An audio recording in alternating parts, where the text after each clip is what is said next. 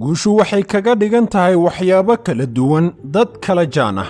qayb ka mid ah guushu waxay u noqon kartaa horumar dhaqaale, ahaanshaha qof maalqabeen ah tusaale ahaan. ciyaartoyda waxay la macno tahay koobab horyaal ama bilado, halka qaar kalena guushu si fudud ula macno tahay helitaanka xaalad fayaqab, caafimaad ama farxad. ku noolaashaha nolol sarraysa kuma timaado nasiib iyo fursad toona, cirkana kama soo dhici doonto. arrinka wanaagsan ayaase wuxuu yahay waxaa jira mabaadi' horseeda guulaha. haddii ay kaa go'an tahay inaad samayso waxyaabaha ay dadka guulaysa sameeyaan, waxaad ku noolaan doontaa nolol guul iyo farxad leh. waxaan halkan kuugu tilmaami doonaa 5 qodob oo ay tahay inaad noloshaada ku dabaqdid. qodobka koowaad, raadi fikrado cusub. sidee baad noloshaada wax uga beddeli kartaa haddii aadanba fakar lahayn? wax kasta waxay ka bilaabmaan fikir sax ah. marka bilow safarka nolosha, hana sugin sixir ama wax hal jeer kugu soo dega oo guul weyn ku gaarsiiya. guushu waa fikrado yaryar oo laysku daray, lagu celceliyey, lana kobciyey oon laga daalin. dhibicda yar ee dhulka ugu dhacda si isdaba joog ah god ayay qodaa, laakiin baaldi buuxa haddii hal jeer dhulka lagu shubo god ma qodi karo. qodobka labaad, deji ahdaaf. waxaan ku xaqiijin karaa inaadan weligaa la kulmin qof guulaystay oo aan hadaf dejin. daraasado badan ayaa caddaynaya xidhiirka ka dhexeeya dadka guulaystay iyo dejinta yoolalka. aan si fudud u dhigno, sideed u rajaynaysaa inaad gaadho meesha aad rabto haddii aanad garanaynin halka ay meeshaasi ku taal? sababtoo ah fursadda aad ku heli karto waxaad rabto iyada oo aadan lahayn bartilmaameed cad oo aad u socoto waxay la mid tahay eber. haddii aadan garanaynin meesha aad u socoto, waxaad ku dambayn doontaa meel aadan qorshaynin inaad noqoto. dejinta yoolku waa inay ahaadaan mudnaanta koowaad ee qof kasta oo guul raadinaya. si sax ah u qeex waxa aad rabto dhammaadka yoolalkaaga. si sax ah u qaybqaybi waxyaalaha loo baahan yahay si aad halkaas u gaadho. qodobka saddexaad, dhabarka u rido mas'uuliyadda noloshaada.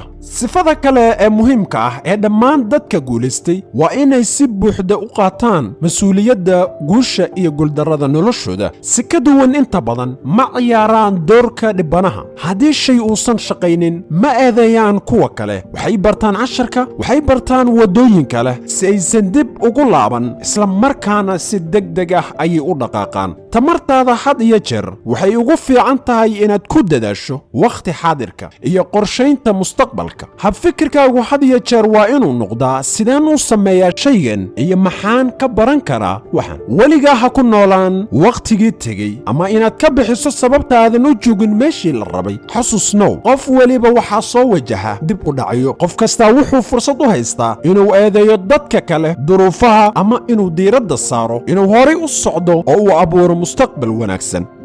qodobka afaraad, raadi aqoon si joogto ah. sida Napoleon Hill oo ku yidhi buggiisa weyn, dariiqa guushu waa dariiqa dadaalka joogtada ah ee aqoonta. dunidu si xawli ah ayay u socotaa, si degdeg ah ayay u horumaraysaa. haddii aadan la qabsan isbedelada, haddii aanad haysan fikradda ah inaadan weligaa baran karin wax kugu filan, ha dhowaato ama ha dheeraatee, wax kasta oo aad baratay kuguma filnaan doonaan. ka fikir dhammaan shaqooyinka, fursadaha, warshadaha iyo ganacsiyada hadda ugu sarreeya laakiin aanan jirin markii aad dugsiga ku jirtay. ganacsiyada sida Google, Instagram, Bitcoins iyo YouTube ma aysan jirin 25 sano ka hor dhammaantood. haddii aasaasayaasha aaladahan aysan lahayn maanka ah inay si joogto ah u bartaan ayna ku dabaqaan tiknoolajiyadda cusub iyo fursadaha, hal-abuurkoodu ma jiri lahayn. mar kasta oo uu xog aruuriskaagu bato, waa mar kasta oo aad noqoto qof wax badan kasbada, mid adduun iyo mid aakhiraba.